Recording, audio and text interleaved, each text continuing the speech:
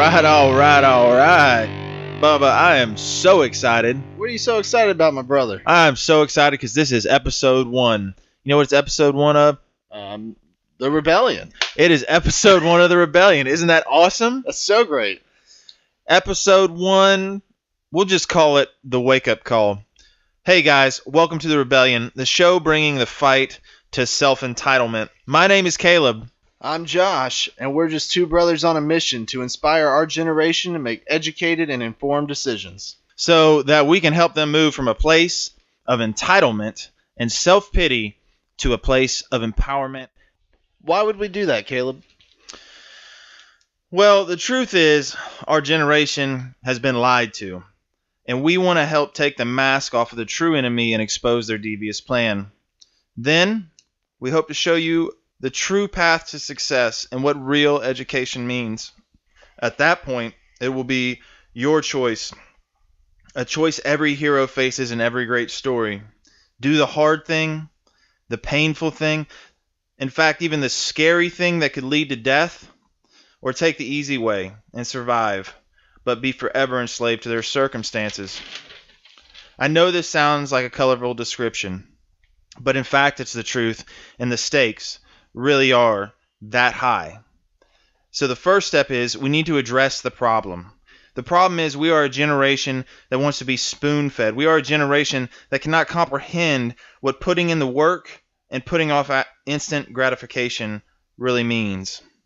Would you agree, Josh? I would agree 100%, Caleb, and I can testify as somebody who has employees in the millennial age group that, we're very expectant of handouts. Everybody wants to be treated, quote unquote, fairly, and fairly to them means getting something for free. Right. It's because it all started at the most impressionable of ages. We begin by feeding our children the lie, and this is, I know, your favorite F word, Josh. We begin by feeding them the lie of fairness. So, Josh, you were telling me something the other day about Eliza's teacher. Right. So I have a daughter in kindergarten, and this is something that we're really hardcore dealing with. Is schools these days are teaching kids all about being fair. So that's why we have participation trophies. That's why there is no more winner in Duck Duck Goose or hide and seek or whatever the game may be. We're no longer teaching kids about healthy competition. We're teaching them about fairness. And, that's unfair. Right. In fact, I would go so far to say is that the truth is that life is not fair. You can take that whole concept and throw it in the trash because that's where things of no value go. The reality is there are winners and there are losers. And that, my friends, will never, I repeat, never change. No matter how many governments you try to rise up to make things fair, it won't work. Why? Well, it's pretty simple actually. It's the same reason why kids don't try as hard in a sport where you don't keep score, or why businesses that offer incentive packages to their employees have their employees work harder than those businesses that don't. Human beings love to be rewarded. This mystical fairness that we are brainwashed into, especially my generation, made us think that somehow the idea of socialism is a good idea. Now, before you shut me down and claim that I'm just some right-wing nut that just wants the rich to keep getting richer and that doesn't care about the poor people, that's not it at all. Hear me out. The fact is that if you go to socialist countries, and before you bring me the argument of, well, those weren't democratic socialist countries, which aren't a real thing, by the way. They're two completely opposite ideas. But Sweden, yeah, we'll get to them in a minute. Socialism is by far responsible for more deaths than any other government system around. It's actually responsible for around 110 million deaths by last count, if you combined all the socialist governments of the past together.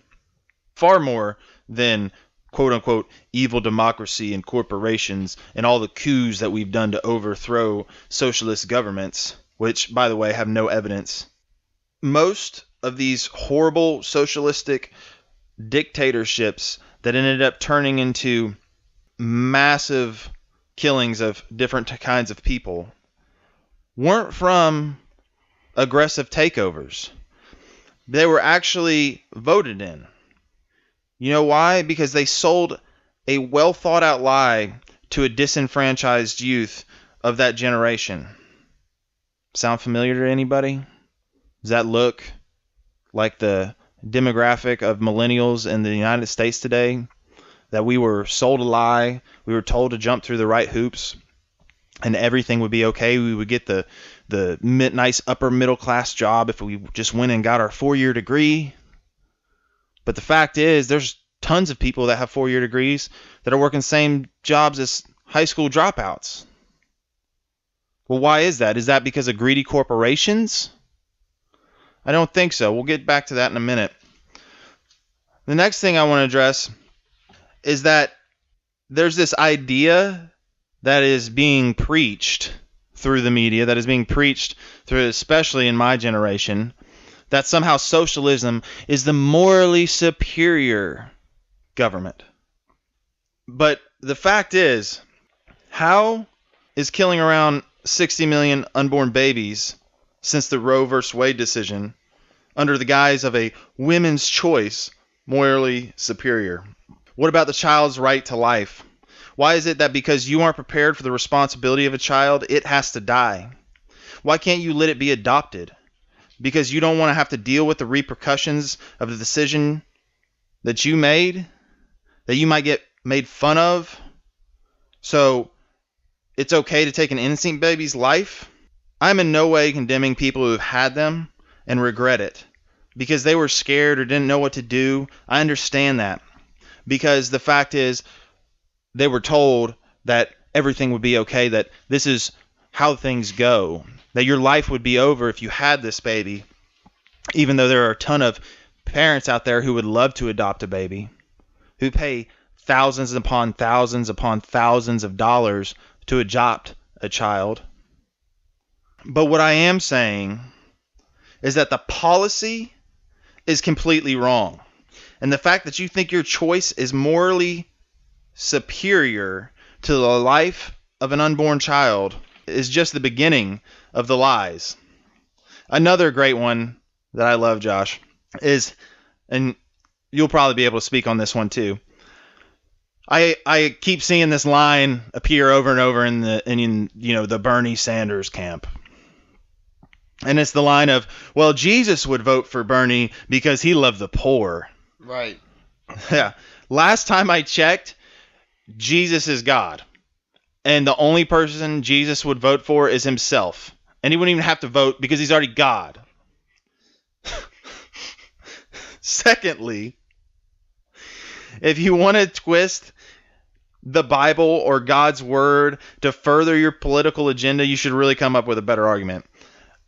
Because let's just take for a second the 10 Commandments. We're going to go off according to the Bible because that's who Jesus would vote for, and Jesus is found in the Bible. And if we're going off those parameters, Jesus then is God, and if Jesus is God, then God dictated the 10 Commandments to Moses. So therefore, Jesus would have said, "Thou shalt not steal." According to the Bible, I'm pretty sure taking someone else's money that you haven't earned is stealing. Or what about thou shalt not covet? The whole argument of it's not fair, they have more money than me, so they should have to give it to me, I'm pretty sure is coveting. Sounds a lot like it to me. I mean, I don't know about you, but if somebody's going to use the argument of Jesus would vote for Bernie, I don't think that argument really holds up, in my opinion. What do you think about it, Josh? Yeah, no, I think you're right, Caleb. I know a few people who work for me are going to vote for Bernie Sanders for quote unquote moral reasons.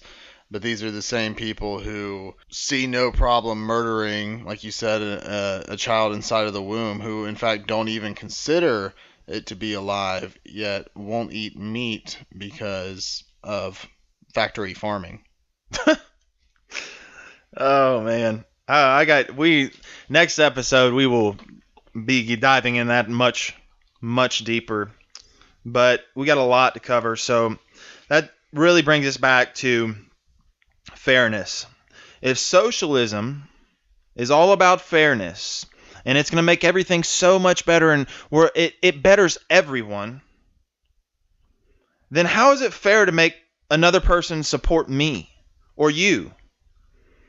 How is it beneficial to society as a whole to encourage mediocrity? Because, my friends, that's exactly what socialism does. The truth is, why would anyone want to work harder, to put in the extremely hard work that is required to achieve great success, if they're only punished for it by taxing them more and more? If the only thing they gain from great success is a small increase in pay, and the majority of it goes back to supporting people they don't even know, to supporting people who aren't willing to put in the 18-hour grind that entrepreneurs put in so that they can get ahead in life. Listen, I'm not coming down on you or trying to demean you in any way if you are from that camp. I'm honestly just trying to hopefully show you the truth and show you that there's a better way. Like I said earlier, this is going to be an incredibly hard decision. And the path forward is dangerous. But that danger is the difference between becoming the hero of your own story or continuing to become dependent upon everyone else for the way your life turns out. I don't know about you, Josh, but I always wanted to be the hero of my own story. I didn't want to have to be the guy that just expected everybody else to take care of me, that just said, oh, life is just too hard, or oh, I'm just not smart enough, or oh, I just don't have enough will to get up and keep trying after I've been knocked down 150 times. I think we were actually talking about this the other day, and I was telling you, it's not, when I look at somebody's character, somebody who's batted 1,000 at life, they just have made every right decision and everything has kind of gone the right way for them the whole time. I'm not hating on them. I'm happy for them. But to me, I can't really determine the level of character they have, because to me, real character, real grit, real strength of will comes from, you know what? I've failed 100,000 times, but when I win, I'm going to win big. Because it's not about batting 1,000, it's about how many times can you swing. Because the second that you get knocked down and quit swinging, you lose. Anyway, the first thing that has to happen for us to move out of this place of entitlement, out of this place of self-pity, out of this place of perpetual loss, is we have to have awakening inside of ourselves. I've had one. After years of blaming my struggles on my circumstances, and years of saying I could do this, but I didn't have enough money, or I didn't get the right degree, or feeling like life just wasn't fair, or a million different other reasons, I remember it like it was yesterday. I remember I got up and I looked in the mirror, and it was the morning and I was getting ready for work, and I just thought, I got to get as honest with myself as possible. So I looked at myself in the mirror and I said, what have you done to be successful? And at first, I tried to say, well, I tried this for a while, but it failed. So then I had to ask myself, well, why did it fail? Well, really it boiled down to two reasons. It was either because of what I didn't know, or honestly, I just gave up. Eventually, after going round and round with myself, it hit me. The reason I was broke, the reason that I didn't have the success that I had wanted in life, the reason I didn't have the job that I wanted, or that I didn't have the things that I wanted, the reason I couldn't give my kids the things that I wanted to give them, was nobody's fault but my own. The reason why all those things were true, I didn't bring enough skills to the table. I didn't bring any real value to the marketplace. That was a hard pill to swallow. That statement is true for most of the people I meet. Not to say that I wasn't intelligent or that you're not intelligent or that you won't work hard or that I won't work hard, but there is a difference between skills and intelligence. Skills are what are going to be the biggest determining factor in your success. There's a misconception that just because you work hard, you'll be successful. If that were true, people who break up driveways with sledgehammers would all be successful. The other is that you have to be super Bill Gates smart to be successful.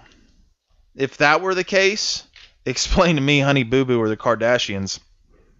No, the one thing all these people have in common is they have a skill, and they have worked at that skill until they were able to compete at it at the highest level. The reason why most people will never acquire these said skills is that it's too hard and it takes too long. Whether it's writing, entertainment, art, speaking, making pizzas, whatever it is, I promise you that if you actually perform that skill at the highest level and you continue to put that into the marketplace, you will be successful. The problem is, normally people think that they are at the highest level and that their product or service is the best. And then they take it to the marketplace and the marketplace chews them up and spits them out. So their response is, oh, well, the game must be rigged. No, it's not rigged. No one said you had to quit. The only thing the marketplace told you is that you needed to adjust and that you needed to evolve your product or service. So how this plays out in my industry, Josh, is that one of the things I do is real estate. And a lot of real estate agents, instead of inventing and improving their product, which is their professional services, they choose to put their head in the sand and make more phone calls or knock on more doors and continue to beat their face over and over again into a perpetual wall of rejection. Eventually, you will find success, but what is the cost? And by the way, if you are a real estate agent and you want to know a better way, start out by checking out Ryan Fletcher's podcast, Agent Marketing Syndicate. But back to my point, what the market is really calling for, what the market is really saying, is make something better. Make your customers' experience better from beginning to end. Acquire new skills. Be able to market your properties better. The point is, the marketplace determines the value of your product or services. Whether you like it or not, it's the truth. There's no government that's going to fix that for you. There's no magic pill to take. This is something that you have to work at. It's not something that's going to happen overnight, but that's what the marketplace is saying. Do you ever see any of that in your workplace, Josh? Yeah, so not specifically in logistics, but more so in a office type setting. A lot of what I see is, and myself included, guys, the first step to awakening, the first step to the wake-up call is having that moment of self-realization that you are not the all-knowing logistics manager. You are not the all-knowing real estate agent. When you get negative feedback from your superiors or the marketplace or whoever it may be, there's probably a reason for that. And it's adapt or die. Right.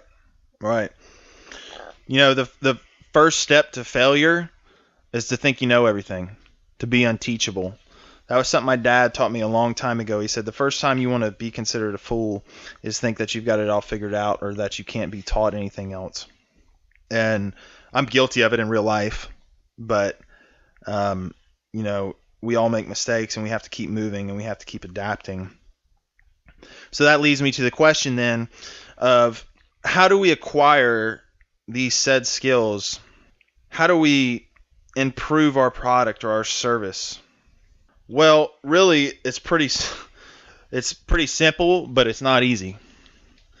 First, we have to figure out what skills we need, you know? And then we have to immerse ourselves in those things. As simple as this sounds, like I said, it's going to be a little harder than you think. For instance, blogs, they are great, but they're really just the appetizers of the information world.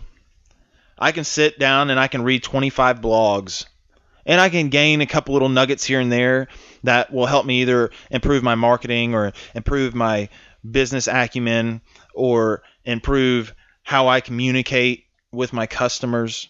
But they're just appetizers. They're meant to leave you hungry.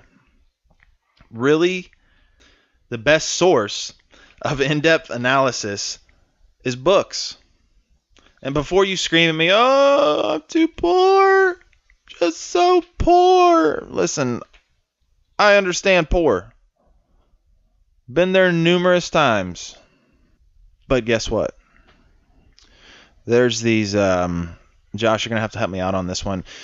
They're like buildings, and they have lots of books in them. Right, yeah, I think I've heard of them. And you get the books for free? Yeah, like completely free. And the only thing is you have to bring them back after like 3 weeks or something like that. Do you remember what those sort of things are called? Libraries. Are you sure? Yeah, pretty sure.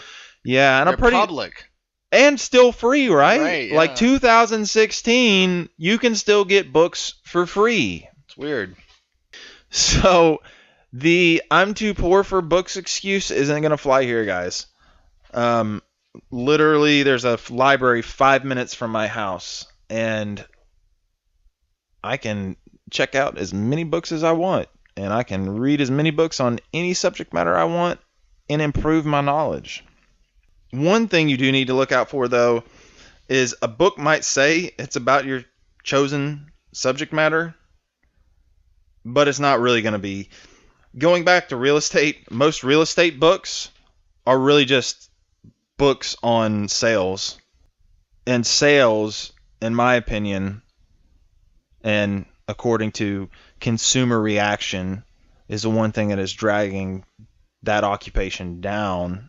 We don't need more salesmen. How many more people want another telemarketer? How many more people want another used car salesman in their life?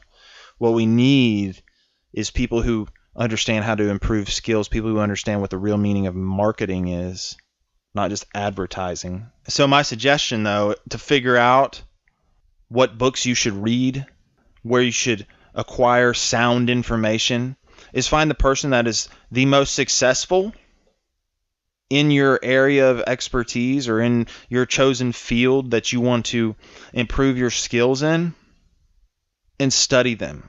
And if they have a book out, read their book. Find out what books they're reading and read those books too. And don't just read a book once. Read it, highlight it, make notes, study it. There's so much information in books that there's no way that your brain can process and remember all of it the first time. Just human anatomy. The first time we hear anything, the first time you hear this podcast episode, you're not going to be able to recite it word for word. No, we have to study things if we want to learn them, if we want to memorize them, if we want to ingrain them into our being. You can't just read it once.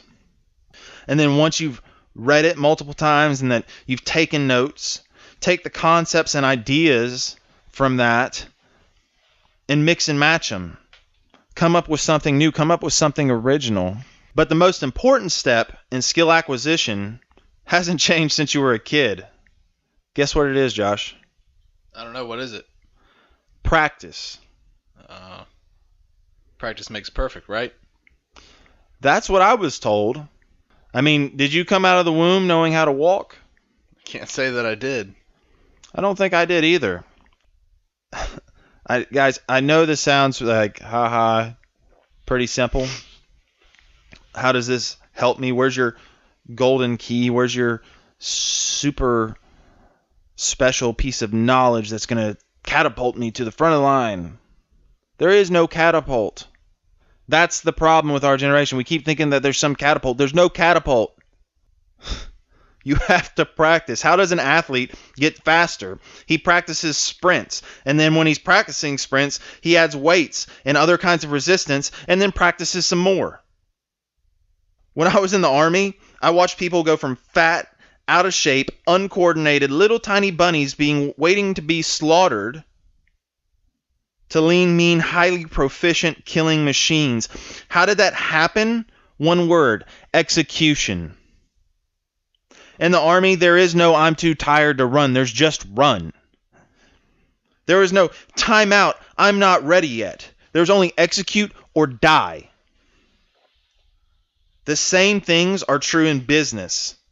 You have two choices.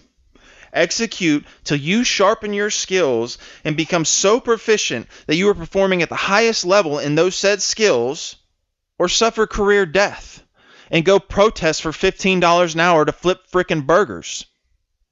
Bottom line, that's the world. It's tough, it's not pretty, but there's a way to success. It's not complicated.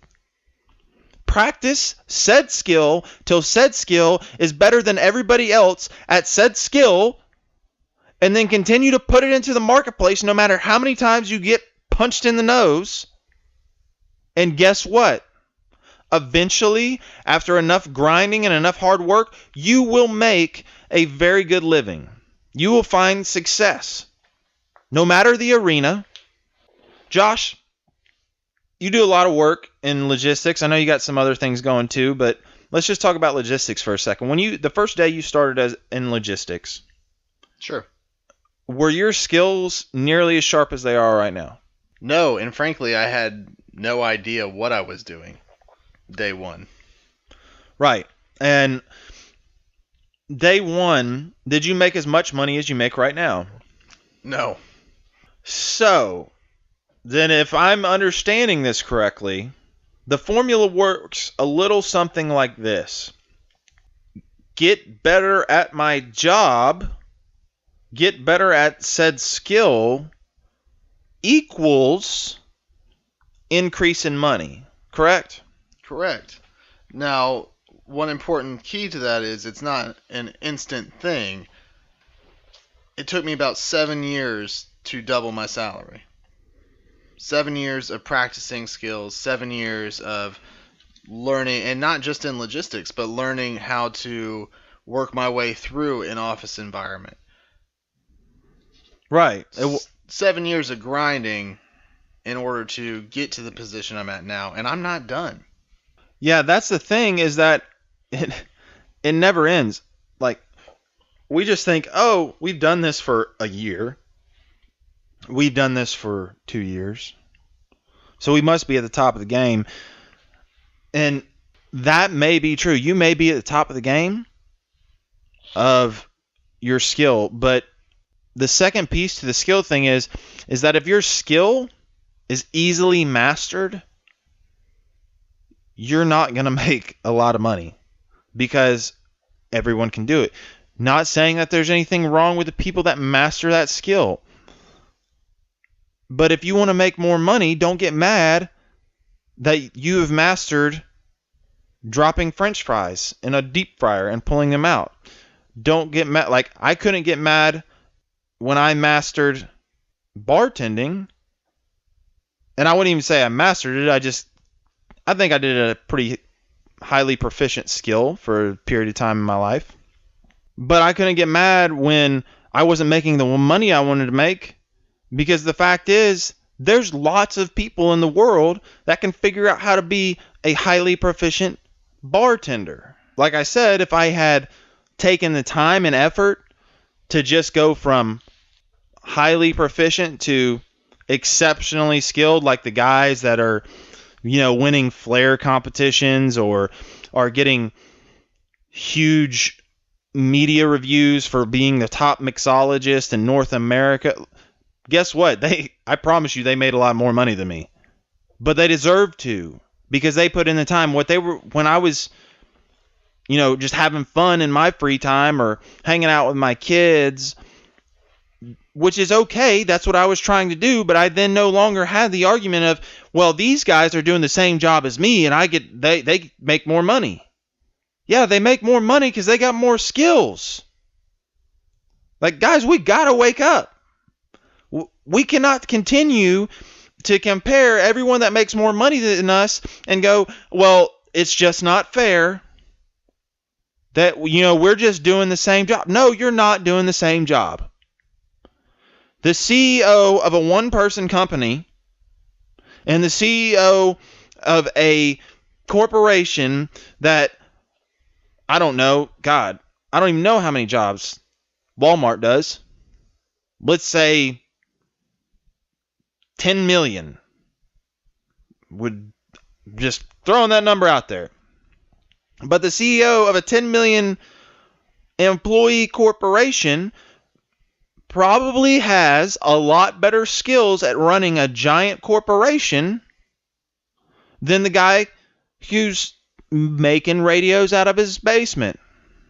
Not that there's anything wrong with that. If that's what he loves to do and that's what brings him happiness, and he continues to increase those skills, I'm sure that company will grow. Microsoft started in a garage. How did it get to be the Microsoft today?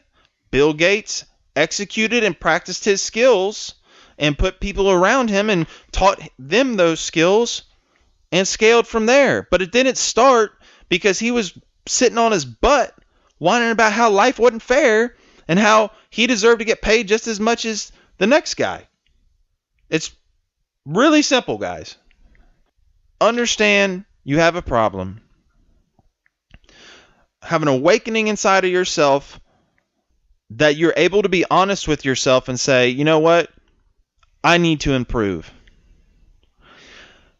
Then figure out what you want to do or what skills that you need to improve in the arena that you want to work in. Then study those skills. Then study that area. Study the top people in that arena. And then execute on those skills until you become so highly proficient that you're better at it than the person that you were studying.